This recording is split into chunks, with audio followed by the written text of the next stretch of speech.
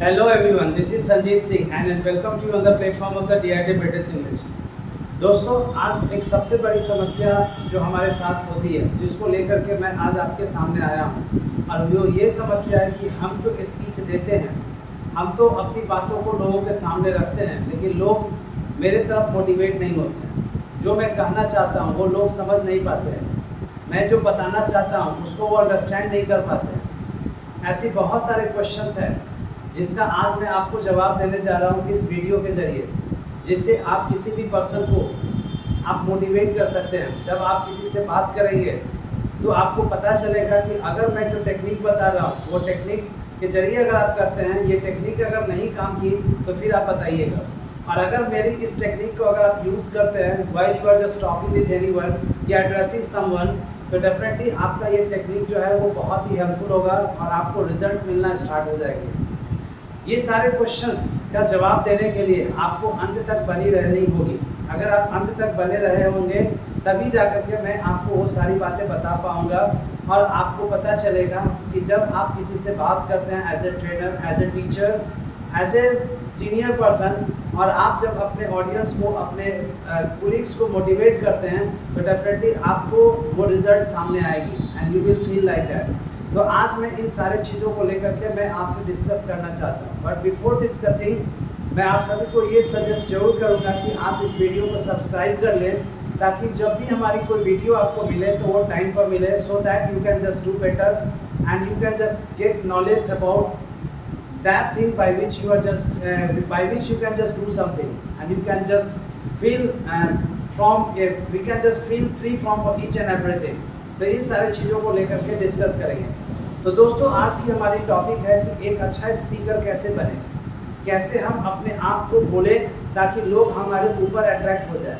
और ये कही जाती है कि अगर आप 100 लोगों से मिलते हैं और 20 भी कन्वर्ट हो जाती है तो डेफिनेटली ये जो 20 है वो आपके लिए बहुत ही अच्छी बातें हैं और ये आपको बहुत ज़्यादा रिजल्ट देगी, क्योंकि 1 satisfied customer is equal to 10 satisfied customer. तो डेफिनेटली आप अपने उस जो सेटिस्फाइड कस्टमर है उसको इतना हद तक सेटिस्फाइड करें कि वही कल के डेट में आपको 10 दे और 10 वो आपको 20 देगा और 20 से वो काफ़ी आगे बढ़ सकती है। तो while you are just delivering your speech, आपको अपने बॉडी पार्ट के ऊपर ध्यान रखना होगा, जिसको हम लोग बॉडी लैंग्वेज बोलते हैं। जैसा कि आप यहाँ पर देख रहे हैं, कुछ ऐसी बातें हैं, कुछ ऐसे पॉइंट्स हैं जिसको मैं आपके सामने रख रहा हूँ, जहाँ पर हमारी टॉपिक है points to remember while delivering a speech या while giving a speech. Number 1 is that how to walk from your seat to podium. Suppose podium के पीछे आप हैं या फिर पोडियम नहीं है, आप जब अपने सीट से चलकर आते हैं तो कोशिश करें कि जो चलने की जो एक्टिविटी है वो इस ढंग से हो कि लगे कि बहुत ही अच्छा है। दोस्तों, आज के डेट में बहुत लोग चलते तो हैं लेकिन अपने पैर से आवाज़ निकालते हैं, तो प्लीज़ जब भी आप चले अपने पैर से आवाज़ नहीं निकालें, एकदम स्ट्रेट चले, दोनों पैर पर इक्वल वेट दे करके चले, ताकि जब आप पोडियम के पीछे आएँ तो आप स्ट्रेट वे में खड़े होकर के आप अपना स्पीच दे सकें। और ये बहुत ही इंपॉर्टेंट है कि जब भी आप चलते हैं तो आपको चलने की कला आपको पता होना चाहिए। जब भी आप चले पैर से आवाज़ ना निकले, कोशिश करें कि जो शूज़ वगैरह का यूज़ करें। और जब भी आप चले, बहुत लोग इस तरीके से चलते हैं, तो इस तरीके से नहीं चलनी है, इस तरह की आदत आपको डालनी है और एकदम स्ट्रेट होकर के बात करनी है, स्ट्रेट होकर के लोगों के सामने अपना प्रेजेंटेशन देना है। और देखिएगा कि आपकी पर्सनालिटी का एक अलग लुक होगा, और अगर पर्सनालिटी का एक अलग लुक होगी तो आप जो बात बोलना चाहेंगे वो लोगों को समझ में आएगी। तो ये हमारा सबसे फर्स्ट पॉइंट है कि जब भी आप वॉक करें तो इन सारी चीज़ों को ध्यान में रखें। नंबर 2 है हाउ टू स्टैंड। जब आप लोगों के सामने खड़े होते हैं तो कोशिश करें आप दोनों पैर पर इक्वल वेट के साथ खड़े हो जाएं। जब आप इक्वल वेट के साथ खड़े होते हैं तो डेफिनेटली आप अपना जो ऊपर का जो बॉडी पोस्चर है वो एकदम स्ट्रेट होगी और आप जो बात कहना चाहते हैं वो आप कह सकते हैं, और इस तरीके से आप अपनी पोस्चर्स को ध्यान रख सकते हैं। तो whenever you come in front of anyone, कोशिश करें कि आप जो खड़े होते हैं वो पूरी स्ट्रेट वे में खड़े हो जाएं, ताकि आप एक अच्छे ढंग से दे सकें। Next one is that smile. People always want to see a smile face. पीपल हमेशा एक स्माइल फेस को देखना चाहता है, और वो स्माइल क्या होना चाहिए, नेचुरल होनी चाहिए।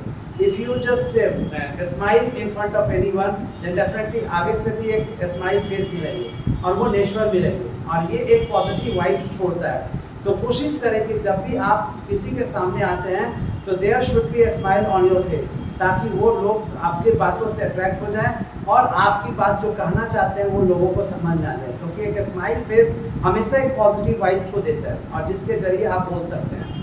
Next one is that voice. ये एकदम इंश्योर कर ले कि हमारी जो वॉइस है वो लोगों तक पहुंच पा रही है कि नहीं। अगर आप 1 to 1 पर्सन से बात करते हैं तो वहाँ पर आपकी आवाज़ कैसी है, वहाँ पर आप कितना पिच में बात करेंगे, कितना कम वॉइस में बात करेंगे। अगर आप 10 आदमी को एड्रेस कर रहे हैं या 100 आदमी को एड्रेस कर रहे हैं तो वहाँ पर आप कौन सा इंस्ट्रूमेंट्स लेकर के जा रहे हैं, माइक लेकर के जा रहे हैं कि हेडफोन लेकर के जा रहे हैं कि माइक्रोफोन लेकर के जा रहे हैं, जिसके ज़रिए आप अपनी आवाज़ को लोगों तक पहुँचाएं। या फिर आप अपने कोई चीज़ की सुविधा नहीं है तो आप अपने जुबान से कितना आवाज़ में बोलते हैं ताकि मेरी आवाज़ सब तक पहुँचे।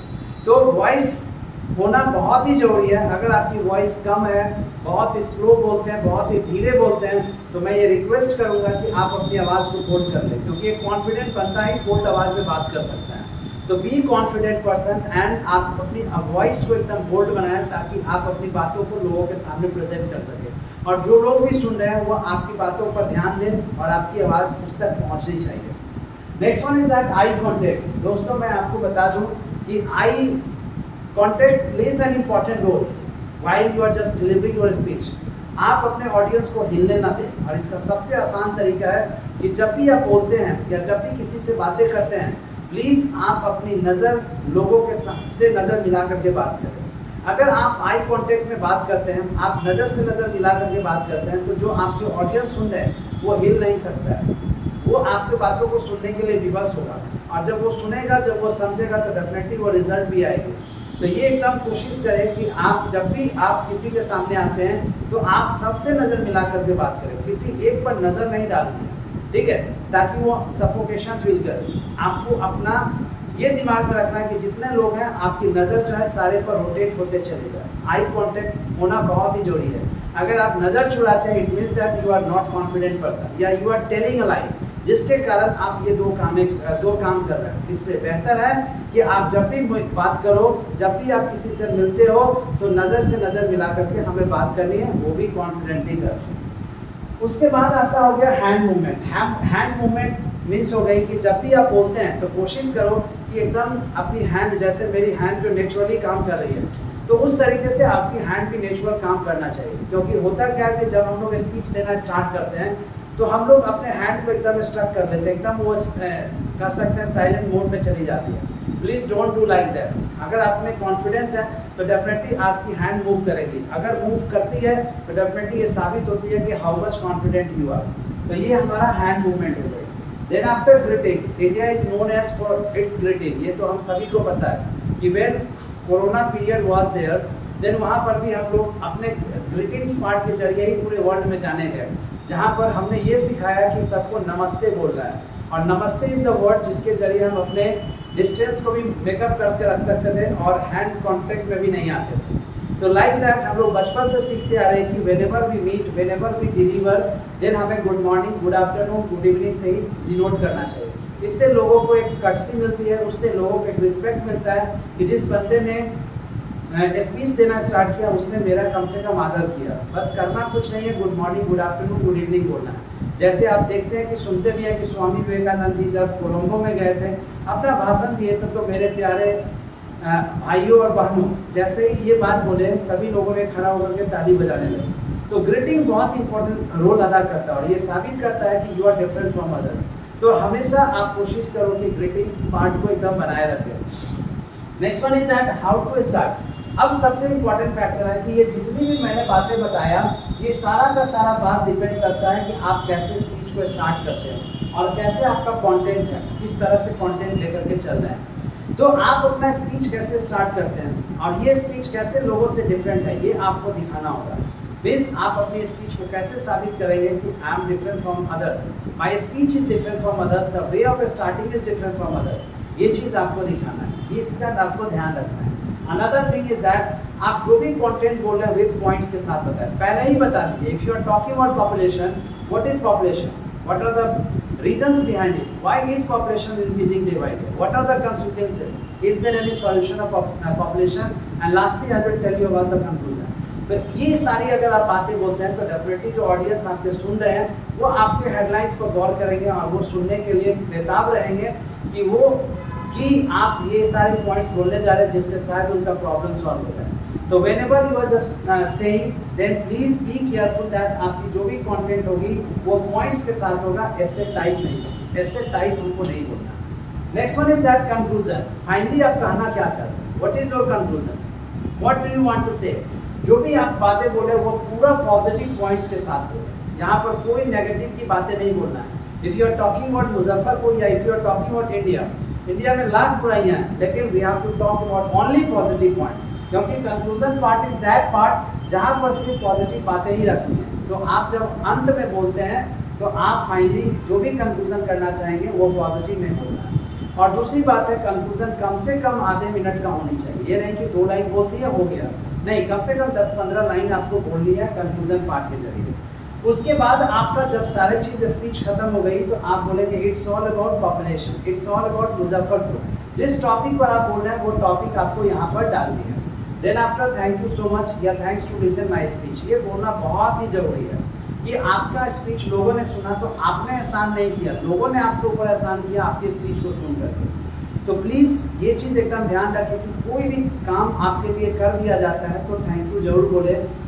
तो जैसा कि आपका स्पीच लोगों ने सुना तो आपको यहाँ पर क्या बोलना है? थैंक यू सो मच बोलना है, thanks to listen my speech बोलना है, एंड देन आफ्टर फिर वहाँ से चले जाना है। ठीक है, तो अगर आप ये सारे 13 पॉइंट्स का रिमेंबर करते हैं, 13 पॉइंट्स को लेकर के चलते हैं, तो ये मैं गारंटी लेता हूँ कि आप 15 से 20 दिन के अंदर में एक अच्छे स्पीकर बन करके लोगों के सामने आएंगे, क्योंकि आपके अंदर वो सारी बॉडी लैंग्वेज पार्ट समा जाती है जिसको कोई नहीं देख सकता। और ऐसा भी हो सकता है कि इसमें काफ़ी समय लग सकती है। It is totally up to you that how much you are conscious while you are just delivering the speech, so that you can just perform very well.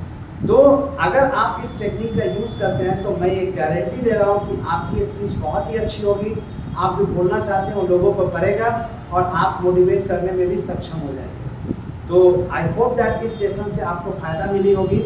Next session के लिए आप हमारे वीडियो को जरूर लाइक एंड शेयर कर देंगे, ताकि मैं नेक्स्ट सेशन में कुछ नई बातें को लेकर के आऊँगा। या फिर आप जिस चीज़ पर वीडियो देखना चाहते हैं प्लीज़ हमारे कमेंट बॉक्स में ज़रूर सजेशन दें कि सर आप इस पर वीडियो बनाइए। मैं आपका वीडियो आपके रिक्वायरमेंट के अनुसार भी बनाऊंगा ताकि आपको बेनिफिट मिल सके। तो thank you once again for watching this video and this session, and I hope that you all will just be benefited by us.